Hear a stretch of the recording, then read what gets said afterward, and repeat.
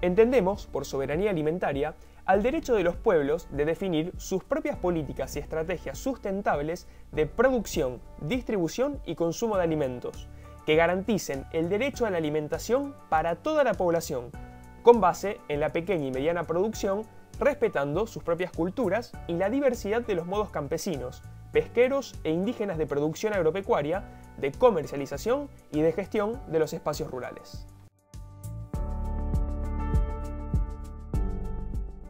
La Revolución Verde fue una renovación en la manera de producir las principales fuentes de comercio agrícola, la cual se produjo entre 1940 y 1970 en los Estados Unidos.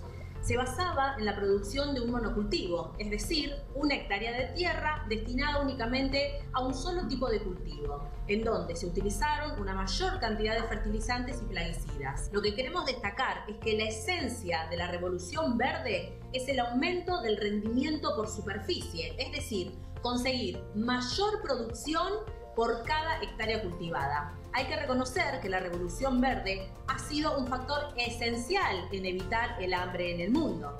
Se considera que el aporte energético mínimo por persona es de 2.200 kilocalorías por día. Según la FAO, en los años 60, el 56% de la población mundial vivía en países con menos de esa cifra, mientras que a mediados de los 90 ese porcentaje había caído a solo 10%, y eso a pesar del aumento de personas y de los conflictos en muchos de esos países.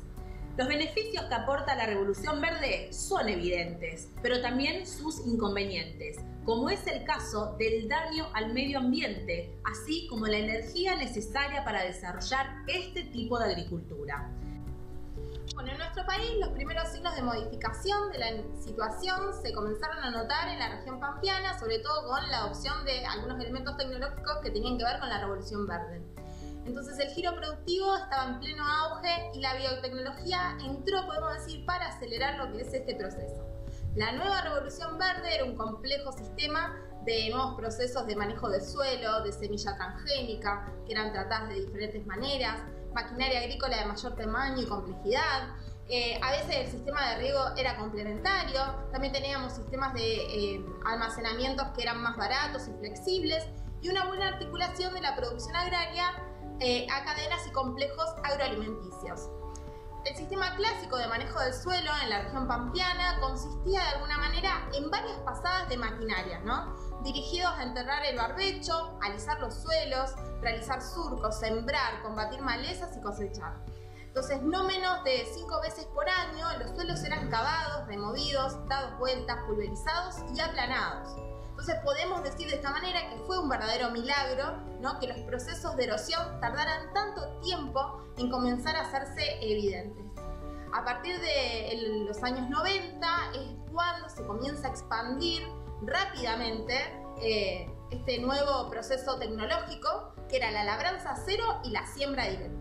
Entonces, en buena medida, eso significa una vuelta a los antiguos sistemas precolombinos de cultivo. Eso es sumamente importante para tenerlo en cuenta, ya que los sistemas y prácticas relacionados con los conocimientos indígenas, locales y sobre todo tradicionales, en particular la visión holística que tienen los pueblos indígenas en la comunidad y su relación con el medio ambiente, son recursos fundamentales para la adaptación y el cuidado del medio. Pero no se han utilizado coherentemente en los esfuerzos de adaptación actuales. La integración de estas formas de conocimiento, sobre todo en lo que son las prácticas existentes, hace que aumente la eficacia de la adaptación, pero para muchos solo que en una menor escala, y por lo tanto deben ser ayudados a través de maquinaria, en vez de solamente dejarlo a lo que es el trabajo humano. Al no remover el suelo más de lo estrictamente necesario, ahí es donde se comienza a mantener la humedad del subsuelo, no se afectan los microorganismos activos en los procesos de degradación biológica y se mantiene la estructura radicular, evitando los procesos de erosión hídrica y eólica. Entonces esto lo que significa es que los restos de la cosecha anterior quedan en el suelo, lo que es muy positivo. Después podríamos pensarlo desde el punto de vista del retorno de nutrientes al suelo y sobre todo de la contención de la erosión. En contrapartida de esto, vemos que las pestes, las malezas se difunden muy rápidamente, lo que obliga al uso masivo de lo que son los biocidas. Lo que por un lado es el uso de conservación y por otro significa la aplicación agresiva de agroquímicos y contaminantes. También es posible pensar de esta manera que aun cuando la nueva agricultura se define como sostenible, es un concepto muy particular y es un concepto que nos hace pensar, ¿no? Entonces es algo bastante difícil de probar y de sostener, dado que se trata que en realidad de un sistema abierto donde la productividad se basa parcialmente en el manejo de los recursos naturales y muy fuertemente en la introducción de insumos energéticos externos. Por supuesto que a un costo que debe ser menor que los ingresos que son previsibles. Junto con la labranza cero y con los sistemas de siembra directa, la medida más efectiva y la más discutida ha sido la adopción masiva de semillas que son genéticamente modificadas. De estas semillas, la más importante fueron la soja RR y el maíz BT. El éxito de la semilla RR se dio aproximadamente para el 2006, casi el 90% de la soja que fue plantada con esa semilla convirtió a la Argentina en el país con mayor porcentaje de adopción de esta semilla en el mundo entero, pero a pesar de todas las ventajas o beneficios de la revolución verde, cuando se trata de lo que es soberanía alimentaria implica tener una amplia mirada sobre los modos de producir, los modos de comercializar, de distribuir, de consumir alimentos en determinado contexto, sobre todo histórico y político. Hoy en día el mundo está atravesado por un modelo de producción capitalista que está ligado al modelo hegemónico mundial. Entonces es posible analizar cómo todas las crisis económicas, financieras, energéticas, medioambientales que marcan el desarrollo económico, pero en especial el bienestar o malestar de los pueblos, influyen de manera directa e indirecta en el acceso a la alimentación de los seres más vulnerables y que son determinantes en las revueltas populares. Semillas transgénicas, ¿qué son? Son semillas genéticamente modificadas, creadas en un laboratorio, y pertenecen a plantas a las cuales se le ha modificado o insertado un gen externo. Los cultivos genéticamente modificados están asociados a determinados genes, denominados RR y BT. El gen RR o Roundup Ready provee al cultivo al que se aplica la característica de resistencia al herbicida más efectivo, el glifosato, mientras que el gen BT o Bacillus thuringiensis, por su parte, posee las propiedades de prevenir el desarrollo de determinadas plagas o de las enfermedades más comunes o nocivas al cultivo al que se incorpora. Estas semillas se introdujeron en la década de los 90 en un nuevo intento de las grandes corporaciones Las Semillas y Agroquímicos de controlar el mercado, y en Argentina se dan tres principales: el maíz, el algodón y la soja. Nosotros haremos hincapié en la soja. La soja RR presenta un gen de resistencia herbicida. Gran parte de este mercado está controlado por Monsanto. Sus semillas de soja genéticamente modificadas resisten solo el herbicida creado por la misma compañía, el Roundup Ready.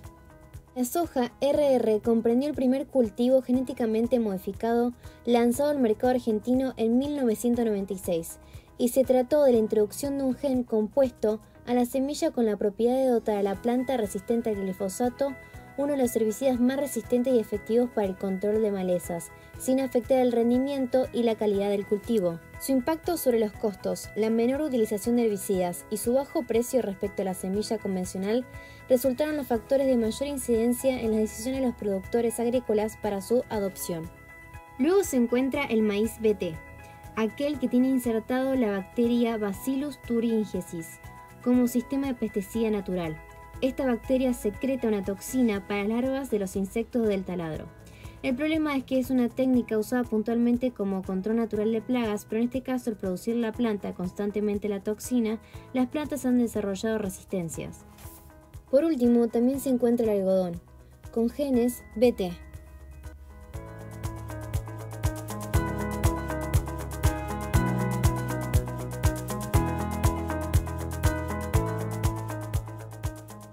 El circuito productivo de la soja se divide en tres fases.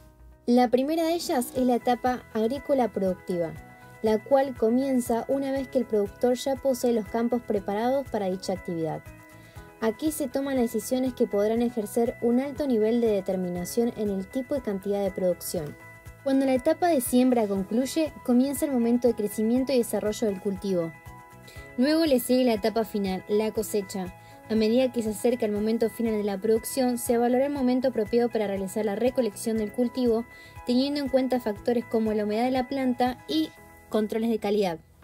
La segunda fase es la etapa industrial, en la cual la soja es procesada o separada para sus diferentes derivados, la cual puede usarse para consumo humano o para forraje. La última etapa es la comercial, en la cual se venden y se distribuyen los productos derivados de la soja. Bien, volviendo al tema de las semillas transgénicas y a los paquetes tecnológicos utilizados como los herbicidas y pesticidas, se les llama a esto agrotóxicos. A partir de la implementación del paquete tecnológico en lo que refiere a semillas transgénicas en la década de 1990, se ha dado una expansión de todo el territorio productivo y cosechable de la soja, ¿sí?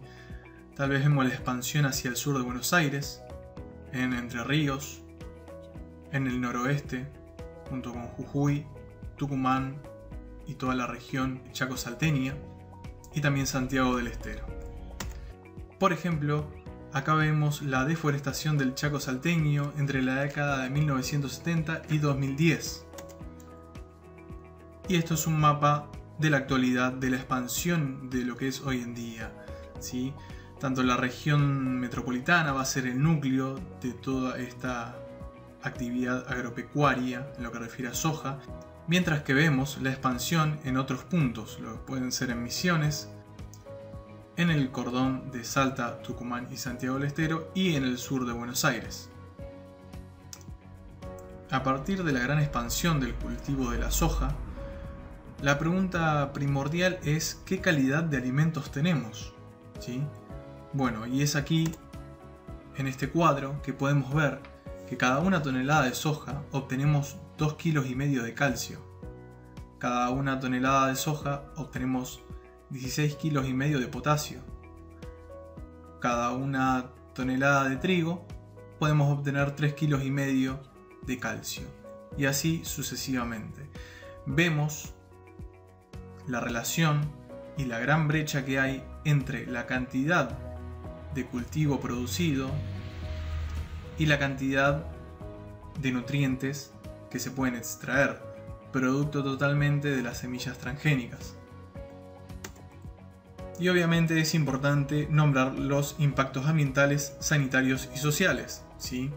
La contaminación del agua, el suelo, el aire y los alimentos, la destrucción de la biodiversidad, haciendo principal hincapié en la mortandad de las abejas, y las afecciones a la salud, de las cuales podemos tener las más importantes, las intoxicaciones, los abortos espontáneos, los daños genéticos, haciendo referencia a futuras generaciones, y el cáncer. A continuación, daremos un fragmento de una entrevista hecha a Pablo Leyes, médico general y magíster en epidemiología de Buenos Aires. Lo último que te quiero preguntar, Pablo, que sé que es un tema que a vos te interesa y te dedicas y te gusta. Suponete que lográramos una Argentina libre de agrotóxicos, suponete que lográramos fomentar la agroecología, una ley de agroecología. ¿Qué cambiaría en la salud de las personas si cambia lo que respiramos, si cambia lo que comemos? Bueno, cambiaría muchísimo y cambiaría prácticamente todo.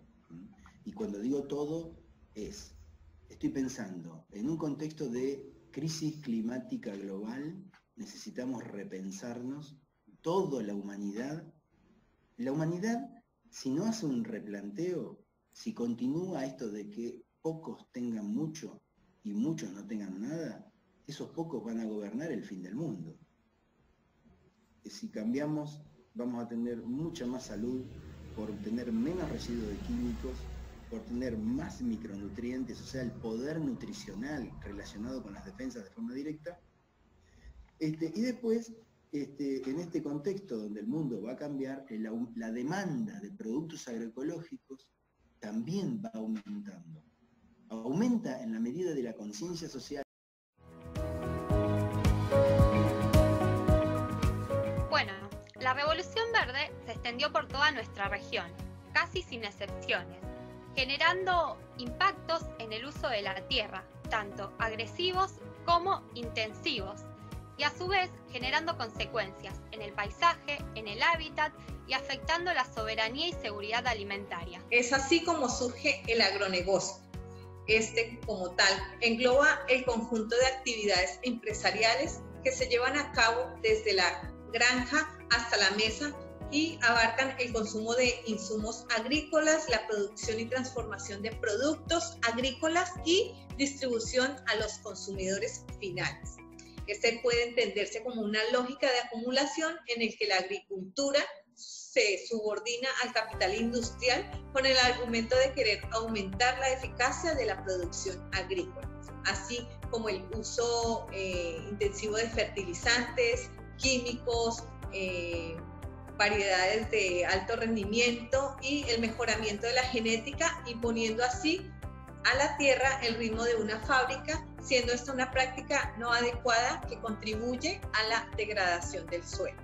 Este paradigma como tal está desde la llegada de la Revolución Verde, donde aumentaron los grados de intervención y conflicto con la naturaleza, en donde se quiere obtener lo más posible, así como también el incremento de una productividad, la homogeneización y concentración de la producción en cada vez menos productos.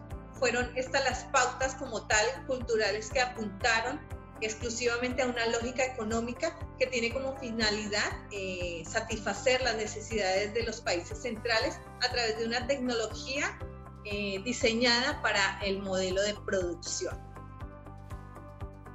Este modelo como tal es implementado en lo que son los países latinoamericanos debido a su dependencia económica. Este debe implementar ciertas políticas que han sido respaldadas tanto por el Fondo Monetario como por el Banco Mundial, que estos en sí lo que han contribuido es al desmantelamiento de las políticas agrarias, en donde la agricultura de subsistencia muere con el argumento del desarrollo para maximizar sus ventajas comparativas y acumular así divisas para hacer frente a lo que es la deuda externa, invitando, como dijimos, estos actores, el Banco Mundial y el Fondo Monetario, invita a estos países a centrar su producción en los cultivos con mayor demanda en los mercados internacionales. Los cultivos que conforman el agronegocio son el trigo, que se encuentra en la región sur, comprendida por el sur de Buenos Aires y La Pampa, y la región norte, que tenemos el territorio bonaerense y Córdoba, y también en las provincias de Santa Fe, Entre Ríos, Santiago del Estero, Chaco, Tucumán y Salta. Este trigo se cultiva en invierno y se siembra en verano. Tenemos a la soja, que se cultiva en la región pampeana y en el noroeste, sobre todo en Santiago del Estero y en Salta, y es un cultivo de verano. Y el maíz, que lo tenemos en el sudeste de Buenos Aires, en la región pampeana y en algunas zonas subtropicales de nuestro país. Es un cultivo de primavera. Bueno, ahora vamos a hablar de lo que es la fase productiva, que comienza con la siembra directa, en donde se siembra la semilla directamente sobre los restos de la cosecha anterior, sin remover la tierra. En esta etapa es donde se utilizan más agroquímicos para controlar las malezas y las pestes. Después tenemos lo que es el desarrollo del cultivo y el crecimiento, que es donde se controlan los factores de riesgo del cultivo, como por ejemplo las plagas. Acá se comienzan a utilizar más fertilizantes para estos controles. Los fertilizantes controlan para que la planta crezca. Después tenemos lo que es la cosecha, en donde se recolecta y se trilla el grano. Luego pasamos a lo que es la comercialización como tal y el acopio. El acopio son los hilos de bolsa, los tubos plásticos que encontramos en el suelo que controlan las plagas y la humedad.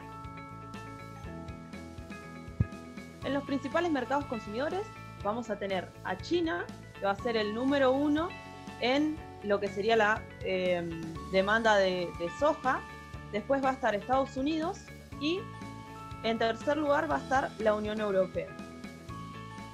La expansión de la frontera agrícola. Estos monocultivos dejan los campos inermes frente a las plagas. Para evitar estas plagas es necesario el uso de pesticidas y herbicidas que cada vez van a ser más potentes y van a acabar con estas pestes, estas plagas, y que a su vez también generan efectos perjudiciales en la población humana, volviendo a estos vulnerables debido a la pérdida de biodiversidad de las especies, lo que pone en entredicho la soberanía alimentaria.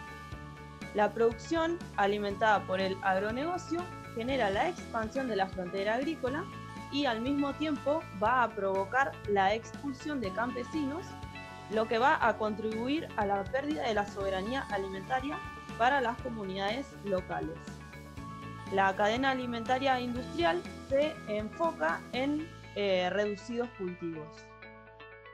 Como pueden ver, estas son las consecuencias del agronegocio.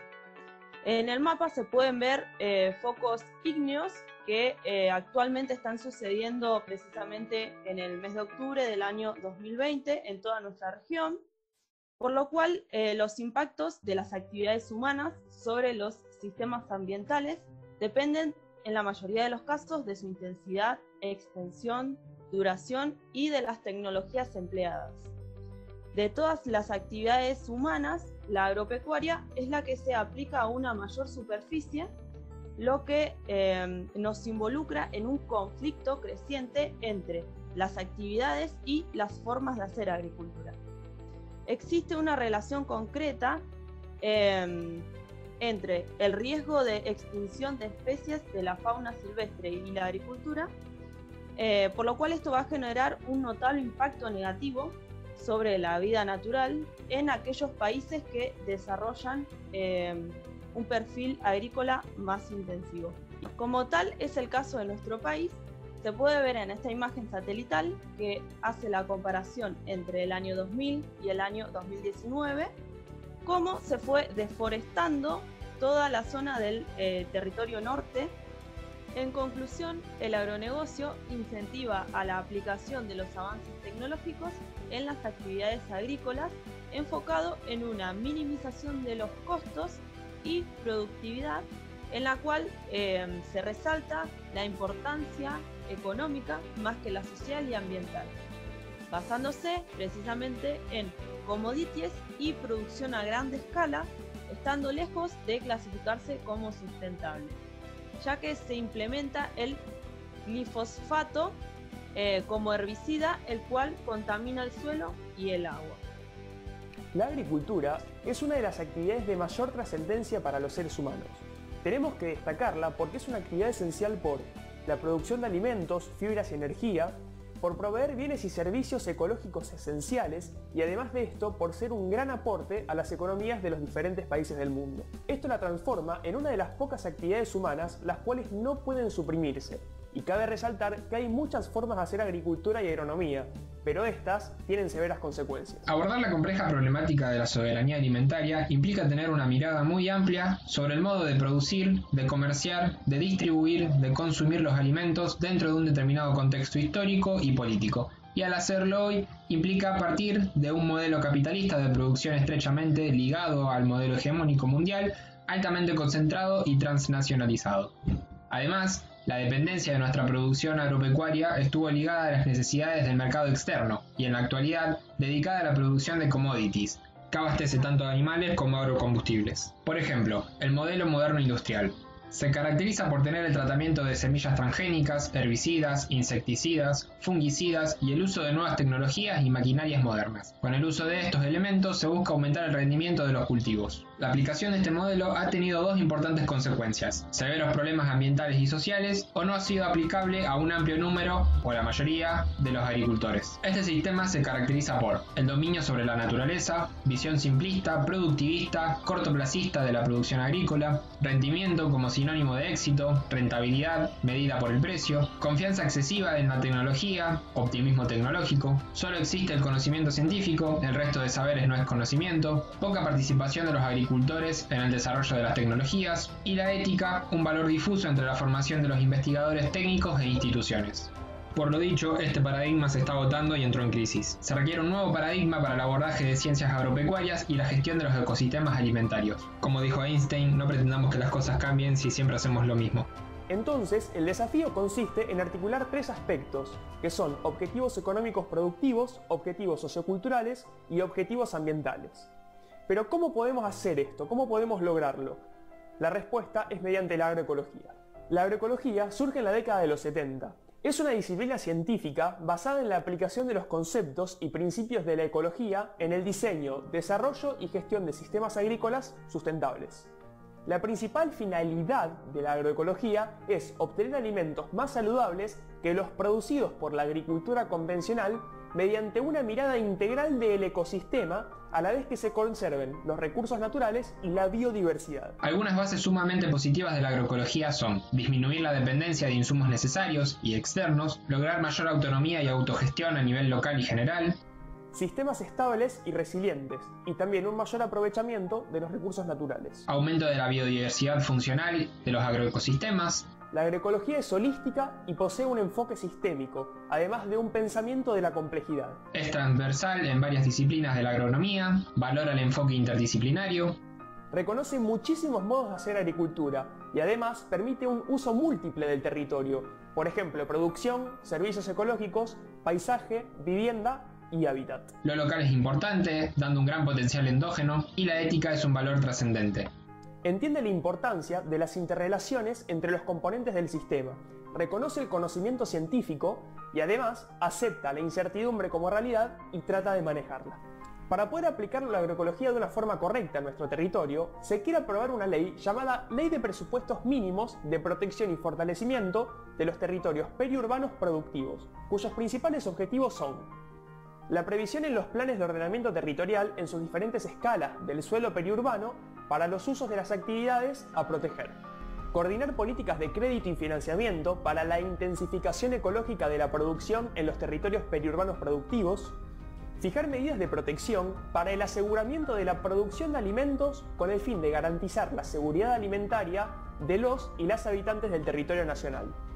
Y finalmente, el financiamiento para el acceso a la propiedad de las tierras productivas por parte del sujeto pequeño productor o familia productora. Ahora, cabe resaltar, ¿qué nos permite la agroecología? El ciclo de nutrientes, la descomposición de la materia orgánica y el mantenimiento de la fertilidad de los suelos, la regulación de plagas y enfermedades, la polinización, el mantenimiento y la mejora de la fauna y la flora silvestres y los hábitats locales en sus paisajes, mantenimiento del ciclo hidrológico, control de la erosión y regulación del clima y la absorción del carbono.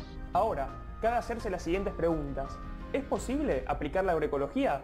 Sí, y así lo demuestran testimonios reales en la Argentina. Vamos a escucharlo.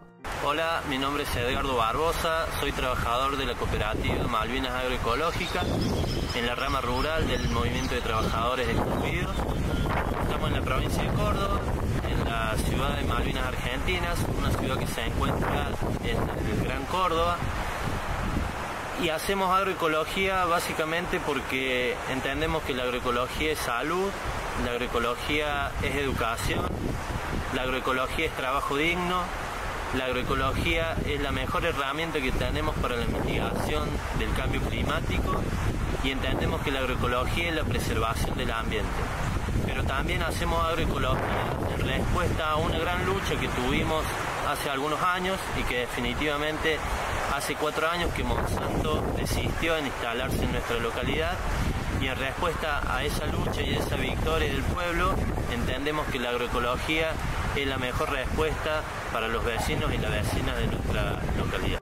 Hola, soy Gonza del Movimiento de Trabajadores Excluidos de la rama rural. Vivo en Ambul, una localidad de Trala Sierra, provincia de Córdoba. En la organización trabajamos agroecológicamente. Esto quiere decir que elaboramos distintos tipos de productos, cárnicos, verduras, huevos, etc., de una manera saludable para nuestro propio bienestar y también el cuidado del medio ambiente.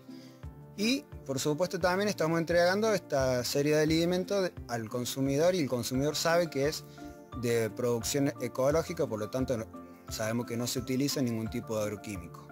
También consideramos importante que la agroecología tiene que ser una herramienta necesaria para la construcción de un modelo alimenticio alternativo a la actual, ya que además desde el trabajo de la agroecología demandaría sí o sí mano de obra, y la misma debería de ser de la agricultura familiar, para que podamos estar incluidos todos y todas los actores de la sociedad. ¿Es viable? Puede producir alimentos para todo el mundo durante más tiempo, de forma menos riesgosa y de mejor calidad. ¿Es fácil?